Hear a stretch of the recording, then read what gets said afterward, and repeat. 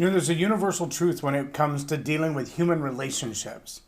And that is, when you surround yourself with people, you should do the necessary homework to know who the people are that you surround yourself with. And when I say necessary homework, I mean your due diligence in understanding who those people are, what their agenda is, and why do they want to be close to you.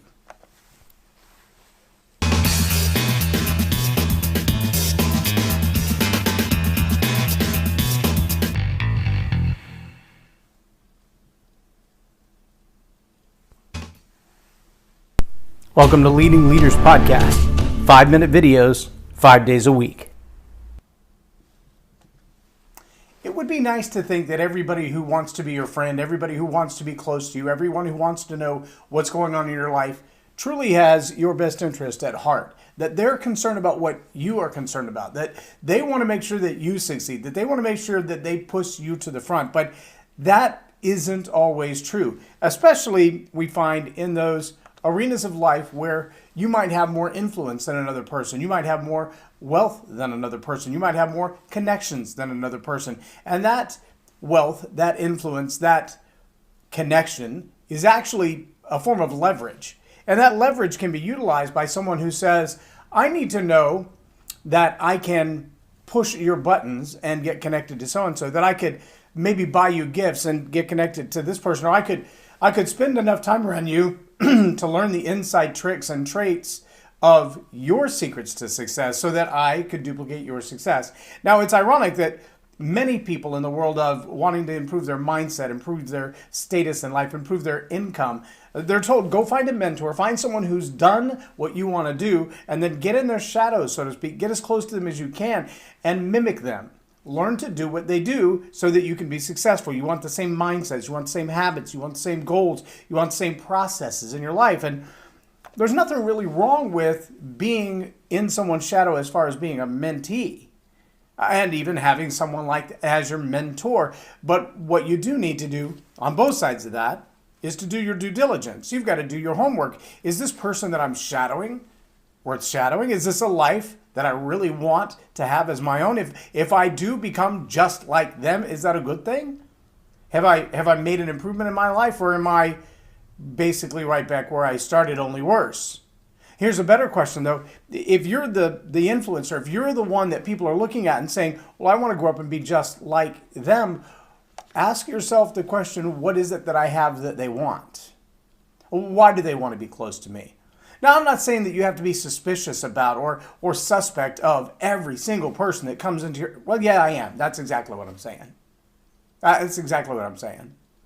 I mean, the phrase prenuptial agreement has come around in the last few decades, primarily because men of great status or women of great status who have someone who doesn't have such great status or already great level of income wants to come into their life and get married, and seemingly they're in love, and you know, all the drama makes it seem like life is going to be hunky-dory. It's all perfect. We've worked all these details out. And the irony is the not so well-off person usually is significantly younger, has things to offer that really don't have a lot of intrinsic, or don't have a whole lot of financial value, but a lot of intrinsic value.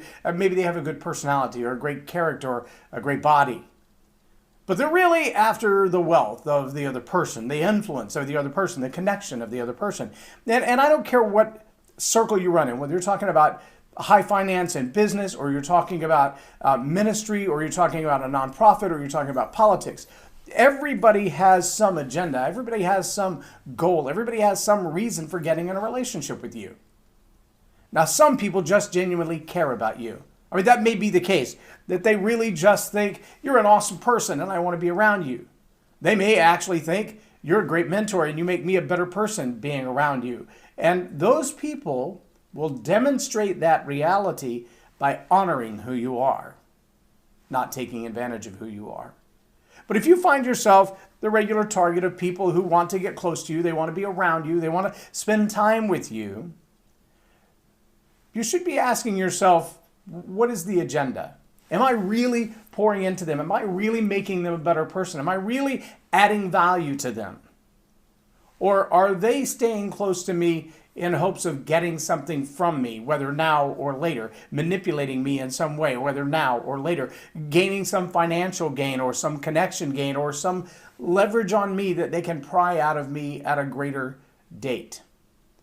And if you're not asking those questions, then you may be asking yourself the question, if I go into some battle of some sort, a legal battle, a political battle, an assassination of my character, and I look to the left and right, how many of these people will still be standing here next to me?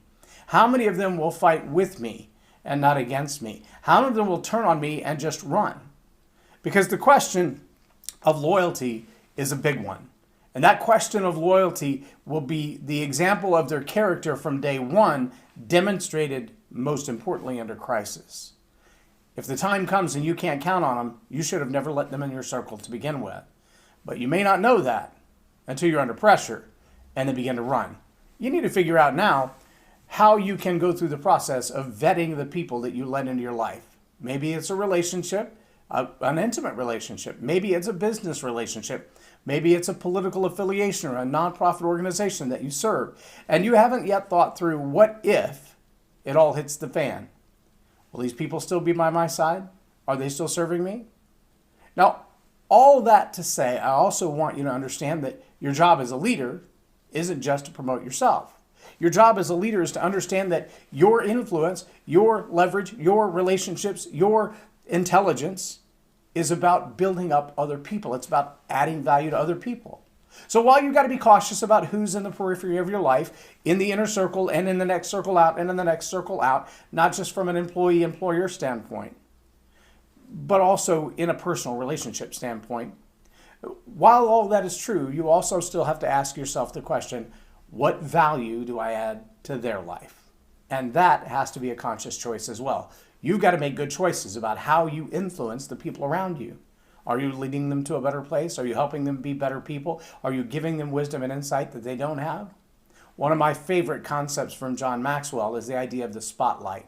It's about empowering people. He says a good leader knows how to move the spotlight off of themselves and onto other people so that they have the opportunity to shine in their greatest successes.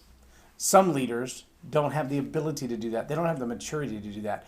They don't have the space in their own life to be able to promote somebody else without losing their own credibility, their own fame, their own self-confidence.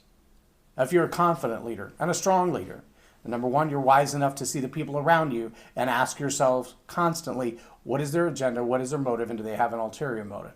And number two, even when you question their motive, you have the ability to say, I'm confident enough in myself to allow the spotlight to shine on you. It may be the only way that we see your true character and your flaws. When the spotlight's on you, do you still have integrity?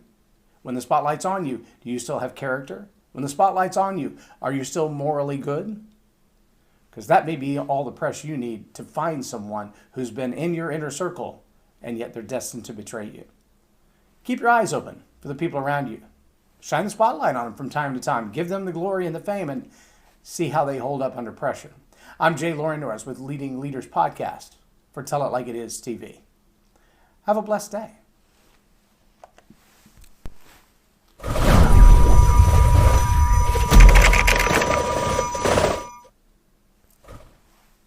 Subscribe now for our extensive video library of leadership lessons promoting faith, family, and freedom.